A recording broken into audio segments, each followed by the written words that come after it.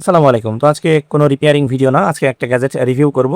তো এই যে আমার হাতে চলে আসলো মিনি পিসি ইউপিএস। তো ইউপিএস নিয়ে অনলাইনে বিভিন্ন ভিডিও আপনারা দেখেছেন এবং বিভিন্ন বানানোর ভিডিও দেখেছেন। এমনকি ইউপিএস নিয়ে এমন নিউজ পর্যন্ত হয়ে গেছে। তো আজকে আমি নিয়ে আসলাম মিনি পিসি ইউপিএস। তো দেখতে পাচ্ছেন এটা আমাদের premium quality multifunctional network portable power bank. তো এটা মেরামতের জন্য আসছিল, ভাবলাম যে আপনাদেরকে একটু রিভিউ করে দেখাই এটা। তো প্রথমে বলি মিনি ইউপিএসটা কী জিনিস। মিনি ইউপিএস হলো একটি পোর্টেবল পাওয়ার ব্যাংক মতো সিস্টেম। তো যারা আমরা অনেকেই ওয়াইফাই ইউজ করি, তো বিদ্যুৎ চলে গেলে তো আমাদের ওয়াইফাই থাকে না, তো সেজন্য এই ইউপিএসগুলো ব্যবহার করা হয়। তো আপনার নিরবিচ্ছিন্নভাবে বিদ্যুৎ সংযোগ দেওয়ার জন্য মিনি ইউপিএসটা ব্যবহার করা হয়। তো তার জন্য আমরা এই ডিভাইসটা নিয়ে হাজির হয়েছি। তো এটা আমরা এখন আনবক্সিং করব। তো খুলে আমরা যেটা দেখতে পাবো এটা আমাদের যে ইউপিএসটা, এবং এটা একটু পরে রাখি। তো সাথে পাবো আমরা একটি এসি কেবল এবং দুইটা যে ডিসি টু ডিসি জ্যাক এটা, এবং সাথে থাকবে আমাদের ইউজার ম্যানুয়াল। তো এটা আসলে কোনো কাজের না বলতে এটা আমাকে কেউই পড়ে দেখে না। তো এটা দিয়ে আমরা কী কী চালাতে পারি: আইপি ক্যামেরা, এলইডি, মোডেম, এই যে পিওই সেন্সর, টাইম রেকর্ডার, ডিভাইডার, তারপরে রাউটার ইত্যাদি। তো এই যে আমাদের দুইটা ডিসি টু ডিসি কেবল, এবং এই হলো আমাদের মূল যে মিনি ইউপিএসটা। তো এই যে দেখতে পাচ্ছেন চমৎকার একটা ডিজাইনের মিনি ইউপিএস। এখানে পিছনে লেখা আছে এটার মডেল হলো PCMU 1018। এটাতে ইনপুট দেওয়া যাবে 85 থেকে 265 ভোল্ট এসি, এবং এটার আউটপুট যেটা আছে দেখতে পাচ্ছেন 5 volt, 9 volt, 12 volt USB port আছে এবং পিওই পোর্ট আছে। এটার ব্যাটারি ক্যাপাসিটি হলো 8800 mAh, অর্থাৎ 8800 মিলি এম্পিয়ারের, এবং আউটপুট পাওয়ার হলো সর্বোচ্চ 18 ওয়াট, ব্ল্যাক কালারের, আর নিচে তো সিলভার কালার। এই হলো আমাদের ইউপিএসটা। তো এটা প্লাস্টিক কোয়ালিটি খুবই ভালো, এবং এটা ভিতরে তো যখন গরম হবে এটার এয়ার বের হওয়ার জন্য দেখতে পাচ্ছেন এখানে ছিদ্র ছিদ্র করা আছে যেন ভালোভাবে এটার এয়ার বের হয়ে যায়।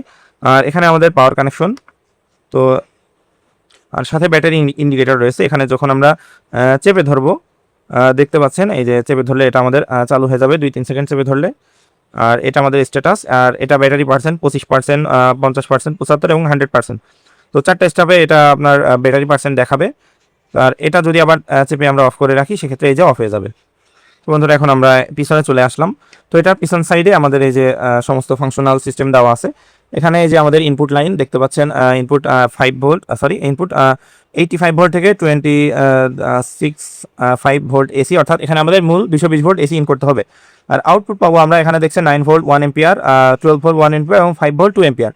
আর পাশাপাশি একটা ইউএসবি সিস্টেম আছে, এটা মোবাইল চার্জ করার জন্য। এখান থেকে আমরা 2 এম্পিয়ার আউটপুট পাবো। আর এখানে সিলেক্টর, এটা 15 ভোল্ট নাকি 24 ভোল্ট সেটা, এখানে আমরা 15 ভোল্ট পর্যন্ত ম্যাক্স। আর পাশে আছে একটি ল্যান্ড পোর্ট, পিওই পোর্ট, এবং এ পাশে আছে আমাদের রিসেট পোর্ট। তো এটা আমাদের রিসেট করার জন্য একটা ছোট চিকুন কিছু দিয়ে এটা চাপ দিলে এটা রিসেট হয়ে যাবে এটা। তো এটার ব্যাকআপের বিষয়ে একটু বলবো। এখানে আমরা তো 220 ভোল্ট ইনপুট দিতে হবে।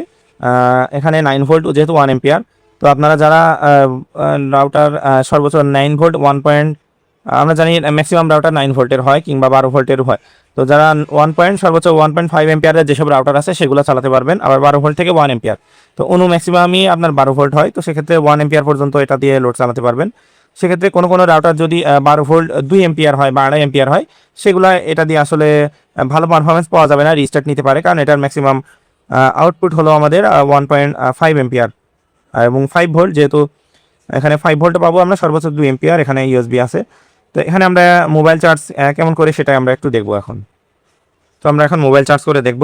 তো তার জন্য আমি আমার যে ইউএসবি টেস্টারটা আছে সেটা এখানে লাগিয়ে নিব। কত এম্পিয়ার আসলে এটা দিতে পারে সেটাও দেখা যাবে। এখন আমরা 2-3 সেকেন্ডে যে প্রেস করে এটা আমরা চালু করে নিলাম। তো দেখতে পাচ্ছেন এখানে আমাদের ভোল্টেজ চলে এসেছে 4.99, অর্থাৎ প্রায় 5 ভোল্ট। তো এখন যদি আমরা মোবাইল চার্জ করি, তো যদি আমার ফোনে ফুল চার্জ আছে, আমরা এখন মোবাইল চার্জ করে দেখব যে কেমন এম্পিয়ারে এটা চার্জ নেয়।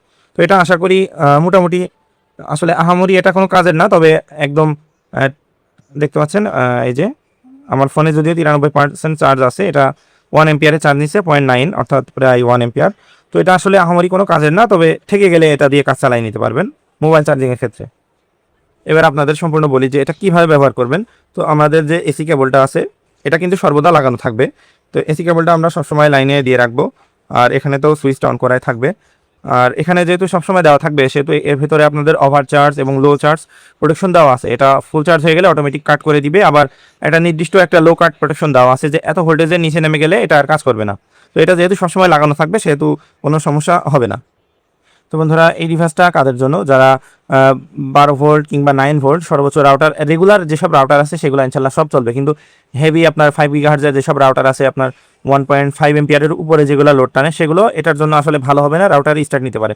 তো প্রত্যেকটা পোর্টের ভোল্টেজ আমি এখন চেক করে দেখিয়ে দিব মাল্টিমিটারের সাহায্যে সরাসরি। এই যে আমাদের রাউটারটা কানেকশন আছে, আমরা এখন ডিসি মাল্টিমিটারের সাহায্যে এটা দেখিয়ে দিব। তো এই যে মাল্টিমিটারটা ভোল্ট মোডে সিলেক্ট করে নিলাম। তো আসলে আমি রিভিউতে প্রথম আজকে দিয়েই শুরু করলাম, তো ভুল ত্রুটিগুলো অবশ্যই ক্ষমা দৃষ্টিতে দেখবেন। তো দেখতে পাচ্ছেন আমাদের 9 ভোল্টের পোর্টে আমরা ফিক্স পাচ্ছি 9 ভোল্ট, আর এখানে যদি 12 ভোল্টের পোর্টে দিই তো সেক্ষেত্রে আমরা দেখব 12 ভোল্ট লাইনে দেখতে পাচ্ছেন 1.8, তো 12 ভোল্ট হিসেবে 1.8 ঠিক আছে। আর 5 ভোল্ট লাইনে আমরা দেখব